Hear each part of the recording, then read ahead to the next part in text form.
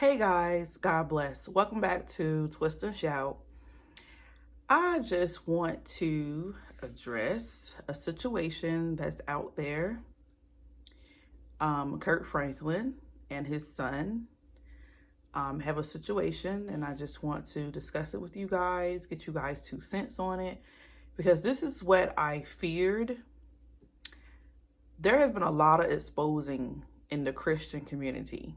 Now, my personal opinion, exposure is good because shame can knock some sense into you more than anything else. Like, people can talk to you in private and counsel you and try to do things the correct way, but shame will do something that we can't do. And the situation with his son was as followed. His son decided to record part of a conversation with Kirk Franklin. His son is 32 years old.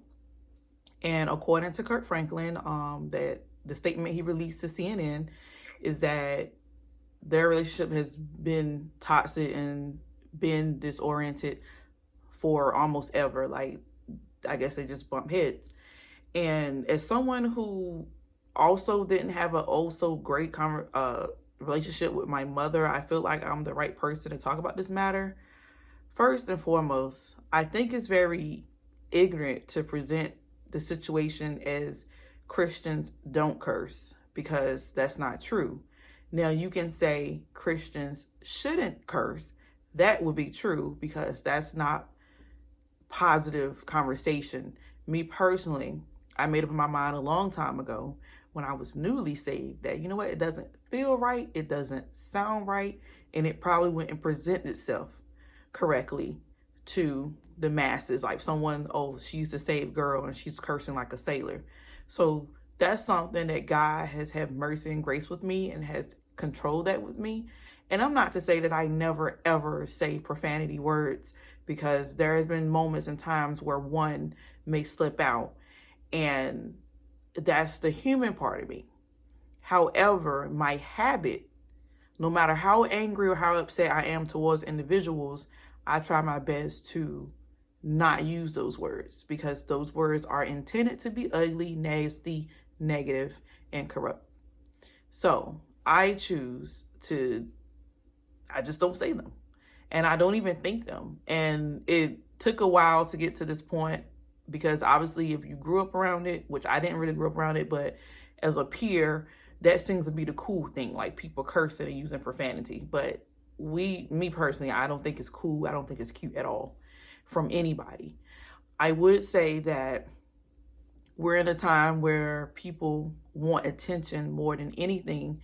And to me personally, I feel like his son, because if it's true that there was a whole conversation, including one that include private conversation with a therapist, you got to understand what was his reason or his intent to release that part and not the whole part. And it would be, hey, I'm hurt, I'm mad, I want attention, and I want to shame this person. Now, in a situation like this, you have to be careful with the shame, because you have to understand, okay, what was the intent? What was the source? What is the solution, or what is it supposed to resolve as a result of exposing this situation? Now, Kirk Franklin released a statement saying, hey, we've been toxic as far as like our relationship. Him as a family member to me, they've been have issues. It didn't just happen. So obviously it was a struggle. They are going to therapy. Me personally, like I said, I don't know the whole situation, but what it looks and appeals to me is that you have hurt people trying to hurt people. And that's not me taking up for one side more than the other, because I feel like even with the cursing, like I said, I'm not excusing it, but I understand, like, when you're in a hurt position, a hurt place, that you start to say things and do things that are not appropriate, especially when you've been dealing with a long-term situation. And this is something that I've been talking to my husband about. I do not think in the Christian community there is not enough influence, enough encouragement, enough tips as far as long suffering. Like, we have so many ministers and preachers that try to present a case that we're supposed to be prosperous 24/7. We can live our best life now. And that's so far from the truth, because everybody has a thorn. Everybody has a situation and circumstance or a season that exceeds the normal or comfortable time that one goes through. And I feel like this relationship between Kirk Franklin and his son is no different. This is a long-term season of corruption and disruption and disrespect and hurt and pain and everything in between. And that's long suffering. That's what it means to, still say, I trust you, God. I believe in you, God. And I still have hope that this will be resolved. And obviously, it seems like to me with the therapist that they are trying to do their very best to mend whatever's going on. But we have to understand that the very hardest trial and struggles for us, Satan will literally use that to tear us down and destroy us. And I'm not just trying to be light about it because this is Kirk Franklin, who I do love, but I love all Christian individuals. And I would say, as far as the fruit he bears, his good outweigh his bad in this situation. That, as far as I know, we know he had a past. We know he has situation struggle. He even admit himself that he had a pornography addiction. And we just pray his strength in the Lord. We pray that God heals, God deliver, and God set free all situations that's going on in their home. And you got to understand, let's be clear, because we have a grown child deciding to go public about his father. That is never good and never okay. That's disrespectful to the highest level, in my personal opinion. You got an in-home problem. The problem needs to stay at home. Obviously, and this is what I said. As a matter of fact, this is so interesting because I was going to do a series on eternal conflict within the Christian community, and then eternal conflict or conflict external, like when we have to step outside of our Christian community. And I find it's very interesting that this happened at this moment, because this is something I want to express and talk about, because nobody's talking about it. Like, people always treat situations, circumstances like somebody has to come out on top and perfect, and that's not humanly possible. There's only one perfect one, okay? And he's our example. But we have to understand that we do our very best and we pray for our strength to increase in the Lord, because it is God's strength that works through us that helps us overcome these situations and circumstances. So I'm sincerely praying for them.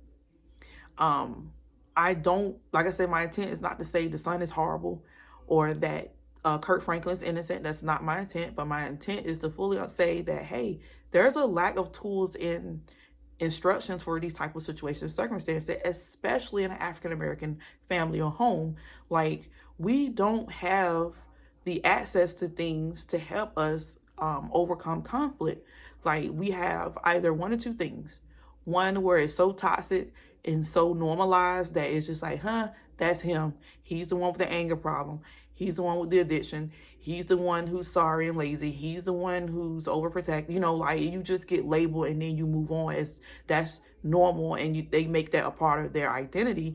And then you have the opposite, where we're just going to be quiet about it, and we're just going to sweep it under the rug, and everything's going to be okay, and it's going to work itself out type situation. And that causes hurt souls, because that person is crying out on the inside saying, hey, I need healing. I didn't want to be like this, or I don't want to be a victim of this.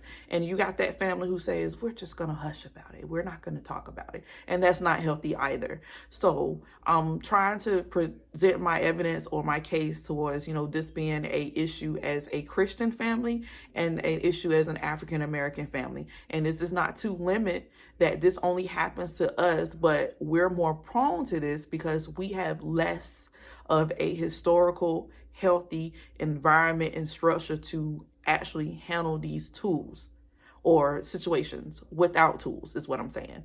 So again, I suggest that people pray, because hopefully, because we see that even Kirk Franklin has come forth and he apologized. I'm sorry, I should not have said that. I should not have used that type of language.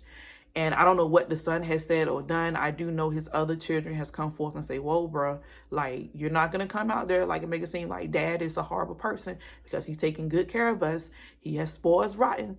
And, nobody's perfect. And that's interesting to, see, because like I said, I know somebody personally, like I'm talking about, it's almost the exact same situation. Well, not exactly, but I know a situation where the son is like, nobody does nothing for me, nobody cares for me, nobody loves me. And then the girls have to say, whoa, bruh, no, this ain't that type of party. Like, no, yes, you were taken care of. Yes, you were provided with what you need. And this is something too, because you'll find that obviously there may be just a tad bit more cushion for women than men, but it's the understanding that men are to be trained and instructed like, hey man, this is a dog eat dog world, and you need to be a provider, and you need to be able to stand on your own 2 feet. And some people may say that's bias and sexist. I don't think so, because God literally wired men to be over women. And that's not to say to dictate or to be authoritative and aggressive and all that stuff. That's not what I'm saying. But God created an order, and we are to practice that order. And sometimes you get men in the crossfire that don't quite get it, or they don't quite understand that this is not a man-made thing, but this is a God thing, that God is saying, hey, you are to be strong. You are to provide. You are to go and make your own family. And the woman is to go and establish a family with another man. That's what God wanted us to do. But like I said, I say all of that to say that this is a praying time, because you're going to see a whole lot of exposure. You're going to see a whole lot of things come to the light, a whole lot of angry souls, a whole lot of hurt souls. And hurt people just want to hurt people. And we have to be careful about what we entertain and what we feed into. So that's just my 2 cents, y'all. I love you guys. God bless. Take care. Bye.